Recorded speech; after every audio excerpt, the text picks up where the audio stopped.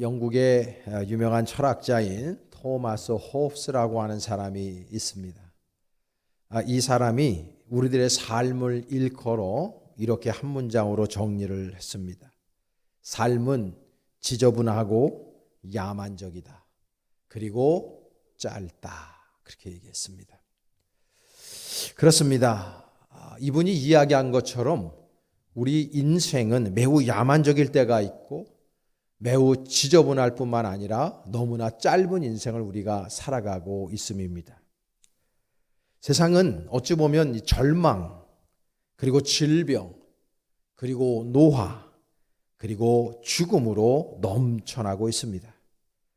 세상에는 도처에 악이 관영하고 있고 매우 조직적이고 그리고 교묘하게 세상 사람들의 삶을 억압하고 지배하고 있는 것이 사실입니다. 선하신 하나님께서 창조하신 세상에 왜 악이 이토록 관영하며 존재하고 있을까? 라고 하는 이 질문은 예수를 믿는 사람이든지 믿음이 없는 사람이든지 할 것 없이 우리 인류에게 가장 곤욕스러운 질문임에 틀림이 없습니다. 창세기에 보면 아담과 하와가 선악과를 따먹음으로 말미암아 이 세상에 악이 들어오게 됩니다. 그때부터 인간 세상에 악이 존재하게 된 것이죠. 아담과 하와가 서로에게 책임을 전가하는 모습이나 가인이 아벨을 돌멩이로 때려 죽이는 사건이나 그리고 성경에 나와 있는 바벨탑 사건, 노아 홍수의 사건, 이 모든 것들이 인간 세상에 얼마나 악이 관영하고 있는지, 그리고 이 인간 세상이 얼마나 지저분하고 얼마나 야만적인 세상인지를 우리들에게 너무나도 잘 말해주고 있습니다. 지금 우리가 살아가고 있는 이 세상도 별로 다르지 않습니다. 넓게 보면 그리고 크게 보면 공산주의와 민주주의, 그리고 조금 더 작게 보면 신본주의 하나가 더 있을 수 있습니다. 이 통치 이념 아래 세상 사람들은 통치를 받고 통치를 하고 있습니다. 우리나라는 엄연히 민주주의 국가입니다. 그러나 지금 우리나라는 이데올로기의 전쟁의 한복판에 자리 잡고 있다 저는 생각합니다. 이데올로기를 통해서 나와 다른 이데올로기를 가진 사람들을 적으로 규정해 버립니다. 그리고 서로 비방하고 그리고 싸우고 상대방을 무조건적으로 폄훼합니다. 대부분 정치인들이 하는 짓입니다. 그런데 여기에 우리 국민들이 지금 다 노란하고 있는 형국입니다.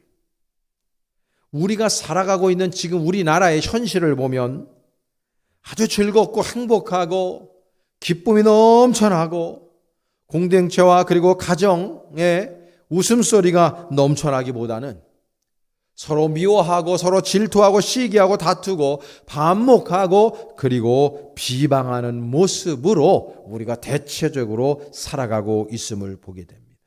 왜냐하면 이 세상에 악이 관영하기 때문입니다. 그래서 우리 세상 사람들은 이기주의적이고 자기중심적이고 성공주의적이고 물질 만능주의적이고 출세지향주의적으로 살아가고 있어요. 이 모든 모습은 하나님이 기뻐하시는 모습이 아닙니다. 이러한 삶의 패턴은 다 사탄이 즐거워하는 모습입니다. 왜냐하면 세상에 악이 관영하기 때문입니다. 어찌 보면 이 세상에 소망이 별로 보이지를 않는 것 같습니다. 그래서 이 성경 말씀이나 그리고 우리들의 현실 세계를 바라볼 때 이 시대를 살아가고 있는 현대인들이 어떤 시각으로 세상을 바라보느냐, 어떤 관점으로 모든 사건과 그리고 모든 사람과 그리고 모든 역사를 해석하느냐, 이것이 우리의 인생을 완전히 바꿀 수 있다라고 하는 것을 우리는 생각해야 돼요. 어떤 시각으로, 어떤 시선으로 내가 세상을 살아가고 있느냐라고 하는 것입니다. 저는 오늘 본문을 통해서 우리들의 시선을 은혜의 시선, 하나님의 은혜, 하나님의 사랑, 하나님의 긍휼의 시선으로 우리들의 시선을 바꾸고 그 관점으로, 그 시각으로 세상을 바라보며 살기를 원하는 마음으로 오늘 저는 이 설교 말씀을 준비해 보았습니다. 여러분은 세상을 어떤 시각으로 바라보며 살고 계신지요? 저는 제자훈련을 하면서 제자훈련을 저한테 배운 분들 다 알고 있지만 가장 강조하는 내용이 뭐냐 하면 우리들의 관점과 우리의 시선을 하나님의 관점으로, 하나님의 시선으로 바꾸기를 원하는 마음으로 저는 제자훈련에 임하고 있습니다. 오늘 본문을 통해서 다윗의 위대함 가운데서 가장 중요한 다윗의 시선, 다윗은 어떤 관점과 어떤 시선으로 임금의 역할을 감당했고 삶을 살아갔는지 우리가 한번 유추해 보면서 함께 은혜를 나누어 보려고 하는 것입니다. 오늘 본문의 내용을 잠깐 설명하면 이렇습니다. 이 무비보셋이라고 하는 사람이 등장을 합니다. 무비보셋은 사울의 손자입니다. 그리고 다윗 왕의 가장 중요한 절친이었던 요나단의 아들이기도 했습니다. 사실 아무 일 없이 사울 왕이 그의 아들 요나단에게 왕위를 물려주었고, 그리고 그 요나단도 아무 일 없이 그의 아들 무비보셋에게 왕위를 물려주었다면 무비보셋은 왕의 자리에 있어야 마땅한 사람이었습니다. 그런데 이 무비보셋이 5살 되던 그 해에 무비보셋의 인생이 완전히 몰락하고 맙니다. 다시 말해서 우리식으로 하면 세손입니다. 그런데 이 세손의 인생이 완전히 몰락하는 거예요. 블레셋과의 전쟁이 있었는데 그때에 할아버지 사울과 아버지 요나단이 그 길보아 전투에서 사망하고 맙니다. 하나님의 진노가 사울 왕과에게 이루어진 것이죠. 임했던 겁니다. 그 와중에 다급해졌던 그 유모가 황급히 그 무비보셋을 데리고 도망을 가다가 그만 떨어뜨리고 맙니다. 5살 된 아이를. 그래서 그 아이가 양다리를 다 저는 중증 장애인이 되고 마는 거예요. 아버지도 죽고 할아버지도 죽고 집안이 몰락한 것도 힘든데 5살 난 이 어린 아이가 불구가 되었어요.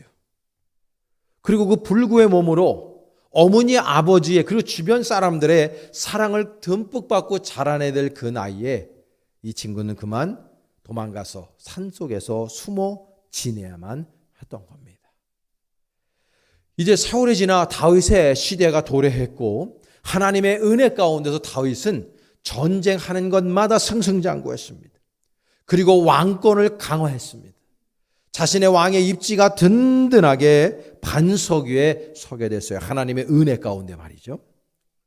그러던 어느 날 다윗이 대소신료들에게 말합니다. 오늘 1절 말씀에 그 내용이 나와요. 뭐라고 말했냐면 다윗이 이르되 사울의 집에 아직도 남은 사람이 있느냐? 내가 요나단으로 말미암아 그 사람에게 은총을 베풀리라 하니라 말씀하고 있어요.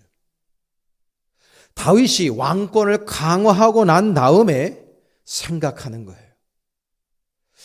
요나단에게 자식이 있었는데 그 자식이 어떻게 되었을 것인가? 왜냐하면 절친이었기 때문에 요나단에 대해서 너무나 잘 알았어요. 수소문에 보니까 무비보셋이라고 하는 아들이 생존해 있다고 하는 소식을 들어요. 그리고 그를 불러서 이렇게 말합니다. 오늘 보면 7절에 무비보셋에게 다윗이 이렇게 말해요. 다윗이 그에게 이르되 무서워하지 말라. 내가 반드시 내 아버지 요나단으로 말미암아 내게 은총을 베풀리라. 내가 내 할아버지 사울의 모든 밭을 네게 도로 주겠고 또 너는 항상 내 상에서 떡을 먹을지니라. 그렇게 말해요. 그러니까 무비보셋을 데려다 놓고 하는 말이 내가 너에게 네가 네 할아버지 사울의 밭, 그 땅을 다 다시 너에게 주겠고 너는 일평생 동안에 나와 함께 상자를 같이 하며 함께 식사를 할 수 있다라고 하는 은혜를 베풀어 주는 거예요. 여러분 생각해 보세요. 입장 바꿔서 다윗에게 있어서 사울은 어떤 인물입니까? 물론 사사로이는 그의 장인입니다. 사울이 다윗을 자기 사람 만들고 또 믿지 못해서 자신의 딸 미가를 다윗에게 주었습니다. 그러니까 공식적으로 보게 되면 족보를 따지게 되면 다윗은 사울 왕의 사위였습니다. 그런데 아시다시피 여러분 사울과 다윗은 정적이었습니다. 거의 10년 넘게를 사울 왕은 다윗을 죽이려고 무단히 노력했습니다. 그러니까 사울은 원수입니다. 대신 하나님께서 그 원수를 갚아주셨습니다. 그런데 또 사사로이 보면 요나단은 다윗의 너무나도 귀한 절친이었어요. 원래 그 왕권이 이어가면 요나단이 왕이 되어야 되는 사람인데 요나단은 알았어요. 내가 왕이 되는 것보다 다윗을 사귀어보니까 다윗이 이스라엘의 왕 되는 것이 훨씬 더 이스라엘을 잘 다스릴 수 있다라고 하는 것을 인정한 거예요. 그래서 너무나 절친이었고 다윗의 생명을 몇 번이나 요나단이 구원해 주었던 것을 성경은 우리에게 증언하고 있습니다. 다윗은 사울이 자신에게 행했던 부당하고 참혹했던 행실을 생각하지 않아요. 다윗의 위대함이 거기 있는 겁니다. 오히려 다윗은 사울 왕이 자신에게 행했던 부당함을 생각하지 않고 오히려 그의 절친이었던 요나단이 자신에게 베풀어줬던 은혜를 생각하고 있어요. 그리고 그 은혜로운 그 시선과 관점으로 그의 아들 무비보셋을 대하고 있는 겁니다.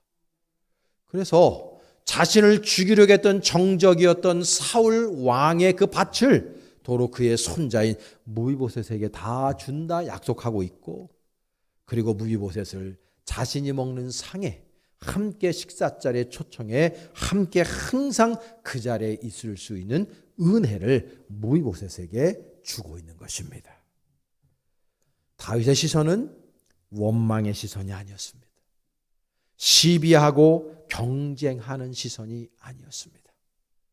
다윗은 오히려 은혜로운 시선으로 하나님께서 나에게 베풀어 주신 그 은혜 그리고 요나단이 자신에게 평소에 베풀었던 그 사랑과 은혜를 기억하는 그 시선으로 사람들을 대우하고 있다는 것입니다. 좀 더 지금 현대어로 바꾸면은 다윗의 위대함이 어디서 나오냐면 다윗은 사람의 단점에 집중하는 시선이 아니라 그 상대방의 타자의 장점에 집중하는 시선을 가지고 있었다는 것. 이것이 다윗의 위대함이라는 것을 오늘 우리가 배워야 할 줄 압니다. 그래서 저는 오늘 다윗이 무비보셋을 바라보는 두 가지의 아름다운 시선 함께 우리가 한번 나눠보려고 그러는데 첫째는요. 다윗의 시선은 뭐냐면 항상 건강한 시선으로 상대방을 바라봤다는 것입니다. 건강한 시선으로. 다윗의 입장에서 보면 무비보셋처럼 마음을 복잡하게 만드는 존재가 없어요. 왜냐하면 무비보셋을 바라볼 때마다 사울 왕이 떠올랐고 오보렙 되면서 요나단도 떠올랐어요. 그러니까 이 사울 왕은 자신의 정적이었고 자신을 죽이려고 했던 원수 같은 사람이었고 이 요나단은 자신의 가장 사랑하는 절친이었어요. 그러니까 무비보셋을 볼 때마다 그의 할아버지와 그의 아버지가 함께 오보랍이 되는 거예요. 그러니까 다윗은 늘 힘들었을 거라고요. 여러분들도 그런 사람 혹시 없습니까? 어떤 한 사람을 바라볼 때 오보랍이 돼요. 아주 좋은 이미지가 있고 아주 나쁜 이미지가 있을 수 있어요. 만약에 다윗은 사울만을 생각했다고 하면 사울에게 집중했다고 하면 무비보셋을 찾아서 단칼에 베어버려 죽여버려야 마땅한 사람이에요. 사실 오늘 본문에도 두 번이나 이름이 언급되지만 무비보셋이 로드발의 암미엘의 아들 마길의 집에 숨어 있었다고 그랬어요. 마길의 집에 왜 숨어 있었냐면 다윗이 두려웠기 때문입니다. 그래서 다윗이 무비보셋을 만났을 때 첫 번째 단어가 뭡니까? 두려워하지 말아라. 나는 곧 죽이지 않을 것이다 이 말입니다. 그러니까 두려워서 지금 그 마길의 집에 숨어 있어요. 그러나 다윗은 무비보셋을 대할 때 어떤 시선으로 대했느냐? 건강한 시선으로 대한 거예요. 사울을 바라보지 않고 요나단을 바라보면서 그의 아들 무비보셋에게 은혜와 사랑을 베푸는 건강한 시선을 가지고 있는 것입니다. 여러분들은 다른 사람들을 바라볼 때 어떤 시선으로 다른 사람을 바라보나요? 그 사람의 장점을 보는 스타일입니까? 아니면 그 사람의 단점을 보는 스타일입니까? 그 사람이 나한테 했던 안 좋은 일을 바라보면서 생각하면서 그 사람을 바라봅니까? 아니면 그 사람이 나에게 베풀어준 은혜, 나에게 베풀어준 친절을 바라보면서 그 사람을 여러분 바라보고 계십니까? 저는 우리 벌떼에게 모든 성도들이 상대방을 바라볼 때 강점으로 바라볼 수 있기를 바랍니다. 상대방의 약점에 집중하지 마시고 그 사람의 장점에 집중할 때 관계가 회복되어지고 공동체가 아름답고 귀하게 발전해 나가게 될 줄로 믿습니다. 부부지간을 예를 들어볼까요? 결혼하기 전에 데이트할 때 여러분 생각해 보세요. 서로 죽고 못 살았습니다. 너무도 사랑하니까 결혼하게 된 것이죠. 데이트 시절을 생각해 보면 상대방의 약점이 내 눈에 잘 들어오지 않았습니다. 주변 사람들은 야, 그 친구가 이런 친구야, 이런 친구야, 내가 볼 때 이런 것 같아. 단점을 이야기할 때, 그리고 부모님한테 인사시키면 부모들이 바라보면서 이 친구는 이런 게 좀 안 좋은 것 같다, 좀 생각을 다시 한번 해봐라 이야기해도요, 그 말이 들어오지 않아요. 상대방의 약점이 눈에 보이질 않는단 말이에요. 그리고 그 약점이 눈에 보여도 인정하지 않습니다. 왜냐하면 장점이 너무 크게 보이기 때문이에요. 그래서 여성이 남자를 바라볼 때 백마탄 왕자처럼 보였을 것이고, 그리고 남자가 여자를 볼 때 이건 공주가 이런 공주도 없는 거예요. 너무너무 이뻐 보이는 거예요. 말하는 거, 행동하는 거, 웃는 거, 삐지는 거까지도 이뻐 보여요. 그래서 결혼을 한단 말이에요. 1년, 2년을 살다 봅니다. 방귀도 껴요. 그 이뻤던 여자가 코도 고네. 코도 파고 있어요. 이런 모습이 보입니다. 백마탄 왕자같이 보였던 그 남편이 양말을 갖다가 숨겨놓고 마치 누에 거치가 껍질 벗듯이 옷을 그렇게 벗어놓네. 그러니까는 1년, 2년, 3년 살다 보니까 자는 것도 미워 보이고 뭘 개걸스럽게 잘 먹는 것도 미워 보여요. 예전에는 여자가 남자 바라볼 때 잘 먹으면 남자답다고 밥 한 그릇을 뚝딱 먹으면 그게 멋있어 보였단 말이에요. 근데 이제는 밥 먹는 게 너무너무 모질아 보이고 머슴처럼 보이고 무식해 보여요. 옛날엔 여성이 좀 깔짝깔짝대면 그게 이뻐 보였어요. 근데 결혼하고 몇 년 살다 보니까 깔짝대는 게 너무 싫어지는 거예요. 왜 그러냐면 상대방의 약점이 보이기 시작하기 때문에. 그러다 보면 어느 정도 살다 보면 상대방에게 실망하다 보면 모국어가 튀어나옵니다. 모국어가 중요해요. 내가 결혼하기 전에 살았던 내 가정에서의 썼던 그 모국어. 모국어의 모국적 행동들이 나타나요. 그래서 상대방을 바라볼 때 아직 결혼을 안 한 사람들이나 자녀들을 결혼을 시킬 수 있는 저도 해당이 됩니다만 상대방을 바라볼 때 며느리짜리 그리고 사위짜리를 바라볼 때 모국어와 모국적 행동이 좋은 사람을 선택하는 게 실패가 없습니다. 나중에는 모국어가 튀어나와요. 모국적인 행동들이 튀어나온다. 그러면서 사람들이 이제는 이혼을 생각하게 됩니다. 여러분 우리나라에서 지금 황혼 이혼이요. 일반 결혼해서 3, 4년 내에 이혼하는 것만큼 많아졌습니다. 왜냐하면 더 이상 내가 참을 수가 없다 이거예요. 참고 살지 않겠다는 거예요. 그래서 합의혼을 합니다. 요즘에는 조론도 많습니다. 그냥 네 인생 내 인생 따로따로 살아가자는 거예요. 서로 속박하고 서로 마음 상할 일이 없다는 것입니다. 왜 그래요? 은혜로 상대방을 바라보지 않기 때문이에요. 옛날에는 은혜로 봤어요. 예전에는 장점으로 봤어요. 근데 이제는 장점으로 보이질 않아요. 여러분, 부부만입니까? 우리 직장에서도 마찬가지고 우리 이웃들도 마찬가지고 무엇보다 우린 그리스도인들이니까 이 교회 공동체 안에서도 마찬가지. 교회 공동체 안에서 교인들이 담임 목사의 장점을 바라보지 않고 단점을 바라볼 때 하나님의 말씀을 증거하는 설교 시간에 은혜 받지 못합니다. 신앙생활 재미없어집니다. 교인들끼리도 마찬가지입니다. 이 집사가 김 집사 바라볼 때, 박건서가 이건사 바라볼 때, 이장로가 장장로 바라볼 때에 단점으로 바라보기 시작하면 신앙생활 힘들어집니다. 그런데 서로 장점을 바라보고 서로 좋은 점을 바라보고 은혜로운 눈으로 바라보기 시작할 때 교회 공동체는 너무나도 행복하고 즐거운 공동체가 될 줄로 믿습니다. 여러분의 시선이 건강한 시선이 될 수 있기를 축복합니다.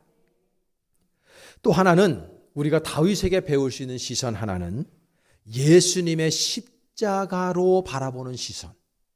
예수님의 십자가를 우리의 시선에 개입시켜야 된다고 하는 것입니다. 여러분 지금 우리가 보듯이 오늘 3절 말씀에 나와 있어요. 왕이 이르되 사울의 집에 아직도 남은 사람이 없느냐? 내가 그 사람에게 하나님의 은총을 베풀고자 하노라. 여러분 지금 다윗은 자기 자신이 임금된 것도 하나님의 은혜였음을 깨닫고 사울 왕이 자기를 죽이려고 할 때뿐만 아니라 수많은 전쟁에 나가서 전쟁통에서 자신의 생명이 살아있는 것도 하나님의 은총이었다는 것을 깨닫고 지금 이 고백을 하고 있는 거예요.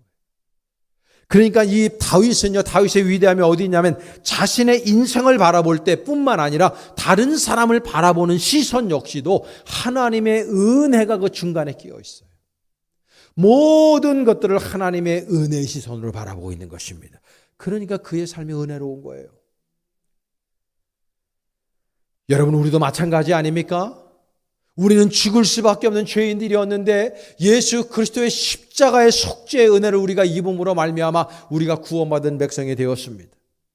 하나님의 은혜, 주님의 사랑과 긍휼이 아니었으면 우리가 어떻게 은혜를 받았고 어떻게 우리가 구원을 얻을 수 있었겠습니까? 전혀 불가능한 거예요. 우리가 이미 은혜 받은 사람 아닙니까? 그러니까 우리가 다른 사람을 바라볼 때 주님께 받은 은혜로 그 은혜의 눈으로 상대방을 바라봐야죠. 내가 은혜 받은 사람이니까 예수가 나에게 은혜를 베풀어 줬잖아. 예수님이 나를 사랑의 눈으로 바라보시지 아니하시고 은혜로운 눈으로 바라보지 아니하시고 용서의 눈으로 바라보지 아니하셨다면 어떻게 그분이 십자가를 지실 수 있었겠습니까? 불가능한 거예요. 그렇기 때문에 우리가 하나님의 은혜를 받았으면 우리도 하나님의 은혜로 상대방을 바라보는 은혜의 시선이 있어야 된다는 것입니다. 그렇게 될 때 인생은 행복해져요. 원수 맺을 일도 없고요. 미워할 일도 없어요. 여러분 제가 26년을 목회하면서 또 저희 아버지 때 목회하시는 모습을 보면서 목사처럼 상처를 많이 받는 사람은 없어요. 단연코 없어요. 교회 안에서. 교인들이 물론 상처받는 분들이 있어요. 그런데 목사만큼은 아닙니다. 그래서 상처기가 너무너무나 많아요. 근데 이거는 내성이 생기질 않아. 백신을 맞아가지고 내성이 생겨야 되는데 이건 내성이 생기질 않아요. 상처를 입을 때마다 아파요. 얼마나 많은 배신을 당했었고 얼마나 많은 어줍지 않은 루머에 시달렸었고 얼마나 힘들고 어려운 시절을 지내고 오는지 몰라요. 목회가 그래요. 그래서 교인들 안에는요. 지금 저는 우리 교인들 그런 분 한 분도 없지만은요. 간혹가다 제 26년 목회 가운데 그런 분들이 있다고. 미워 죽겠는 거죠. 교회 나가지도 않아요. 교회를 나가면 좋겠는데 나가지도 않고 그 자리에 앉아가지고 계속 있어요. 설교 들을 때요. 눈 내리 깔고 앉아 있습니다.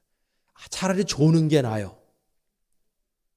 여러분 그렇잖아. 기분 나쁜 사람이 이야기하면 눈 내리 깔잖아요. 그래 하고. 그 모습 보고 앉아있다니까요. 그렇게 1년, 2년을 그 모습을 바라보면서 강단에서 설교해 보십시오. 여러분. 쉬운 게 아니에요. 마음에 상처가 있어요. 상처가 있어요. 근데 하나님이요, 항상 제 마음 안에 말씀하는 게 있어요. 용서하라고. 너도 용서받지 않았냐고. 은혜로 바라보라고. 그러면서 제 마음 안에 어떤 생각이 드냐면 네가 부족해서 그런 거야. 네가 부족해서 그런 거야. 저 사람이 부족한 게 아니라 네가 부족한 거야. 그런 마음을 주신단 말이에요. 그래서 겸손하게 만들고, 아, 그런 교인을 통해서 기도해야 되는구나. 기도의 제목이 되고, 그래서 더 성질을 죽이게 되고, 예수님의 성품을 닮아가죠. 왜? 예수님도 그랬으니까. 예수님의 12제자 중에 하나가 예수님을 팔아먹었고 모른다 했고 다 도망갔잖아요. 얼마나 배신을 당했어요, 예수님이. 예수님도 그랬는데 내가 뭐라고. 그 마음 가지고 여기까지 목회하면서 왔어요. 지금도 저는 생각해요. 여러분 한 분 한 분이 저한테 너무나 귀하고, 여러분들 저는 사랑의 눈으로 지금 바라보고 있습니다. 충청도 시골에서 목회하시는 어떤 목사님의 간증을 제가 요 근래에 들었어요. 하루는 교회 나온 지 얼마 되지 않은 남자 성도가 이 담임 목사님을 다급하게 찾아온 거예요. 근데 벌써 얼굴이 울그락불그락해요. 그래서 성도님 왜 그러냐고 좀 진정을 하시라고 그랬더니, 이 사신자가 하는 얘기가 뭐냐면, 목사님 내가 진짜 우라통이 터져가지고 견딜 수가 없어서 목사님 상담받으러 왔다는 거예요.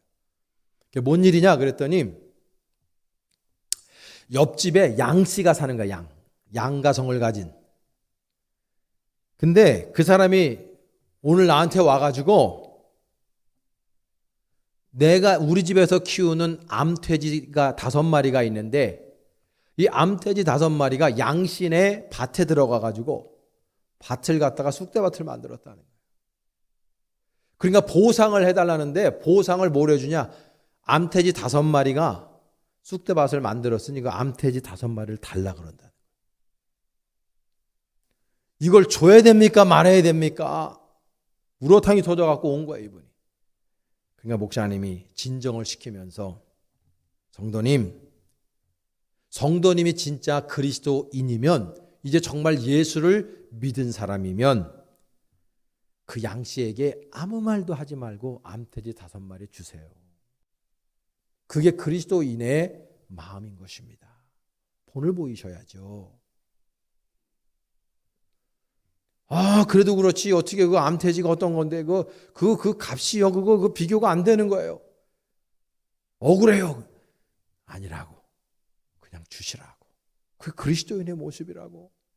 예수님도 우리를 사랑했는데 용서하는 마음으로 주시라고. 그러니까 이 양반이 울그락불락하면서 안 되는데. 여기 가서 이제 그 암돼지 5마리를 준 거예요.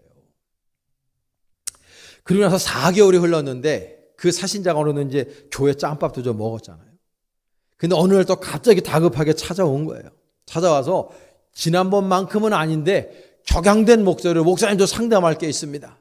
왜요? 그랬더니, 아니면 그놈의 양신에 소가 7마리가 있는데 우리 밭이 양신의 밭보다 훨씬 몇 배 큽니다. 근데 그 소 7마리가 들어와가지고 우리 밭을 쑥대밭을 만들었어요. 아무래도 그 양씨가 원수 갚은 것 같아요. 그래서 제가 양씨를 불러가지고, 내가 지난번 일도 있고 그래서 내가 값으로 암돼지 5마리를 줬으니까 네 그 7마리 소가 와서 쑥대밭을 만들었으니 소 7마리를 나한테 줘야 된다. 그래가지고 소 7마리를 뺏어가지고 지금 자기 앞마당에 묶어놓고 왔다는 거예요. 그 소리를 듣고 이 목사님이 잘못하셨습니다. 그 양씨 마음이 얼마나 아팠겠습니까? 목사님 그게 아니죠. 예전에 4개월 전에 내 암돼지 다 주려매요. 5마리. 그래서 그 똑같이 해가지고 우리 밭을 쑥대밭을 만들었으니까 7마리를 소를 갖고 왔는데 뭐가 잘못입니까? 그때하고 왜 말이 다릅니까? 목사님 하는 얘기, 당신은 그리스도인 아니냐. 양씨가 얼마나 마음이 아프겠냐고, 소 7마리를. 그러니까 돌려주셔야 된다고. 예수 믿는 게 이렇게 힘든 거면 안 믿었을 거라고. 그러면서 이분이요, 그래도 목자의 말을 듣고 소 7마리를 양씨한테 갖다 준 거예요. 그리고 난 다음에 하루 지나서 또 온 거야, 이분이. 이때는 막 기분이 좋았고 이게 걸려있어요. 와가지고 하는 얘기가 희한한 일이 벌어졌다는 거예요. 목사님, 희한한 일이 벌어졌어요. 왜 그랬더니 그 양씨가 새벽에 아침 일찍 일어나가지고 4개월 전에 주었던 암돼지 5마리를 갖고 왔대요. 그래서 하는 말이, 밤새도록 생각해 보니까 어떻게 나는 자기의 암돼지를 5마리를 뺏었는데 어떻게 그 7마리의 소를 다시 갖다 줄 수 있는가. 야, 예수 믿는 사람은 다르네. 그 마음을 양씨가 갖고 미안한 마음에 암돼지를 5마리를 갖고 왔는데, 놀라운 건 뭐냐면 이놈의 암돼지가 4개월 동안에 새끼를 쳤는데 95마리의 새끼를 친 거예요. 그래가지고 도합 100마리의 돼지를 가져온 거예요. 여러분, 4개월 동안에 사료값 아예 안 들고 95마리의 새끼를 쳐가지고 100마리의 돼지를 가져왔어요. 여러분, 예수님의 사랑의 시선으로 은혜 받은 마음을 가지고 은혜를 베푸니까 손해죠. 처음에는 이게 어폐가 있는 거고 상식적으로 맞지 않고 셈이 맞지 않는 셈이지요. 근데 목사님이 말했어요. 항상 말할 때마다 하나님이 더 좋은 것으로 보상하실 거니까 주님의 사랑으로 용납하고 용서하고 다 내어주라고. 그게 예수 그리스도를 믿는 사람의 마음이라고.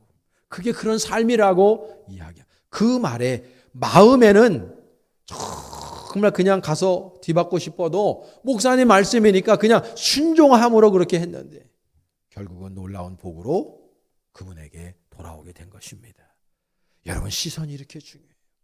여러분, 세상을 바라보는 시선, 사건을 바라보는 시선, 역사를 바라보는 시선, 그리고 무엇보다도 다른 인격을 바라보는 그 시선이 예수님을 닮아서 은혜로운 시선이요, 다윗을 닮아서 더 긍휼의 시선이요, 아름다운 사랑의 시선으로 서로가 서로를 바라보실 수 있기를 바랍니다. 그럴 때 여러분의 가정이 회복되고 여러분의 공동체가 회복되고 무엇보다도 우리 볼 때 교회가 더욱더 행복하고 즐거운 가족 공동체를 이루어 나갈 수 있을 줄로 믿습니다. 은혜로운 시선이 바로 여러분들의 시선이 될 수 있기를 간절히 축원합니다.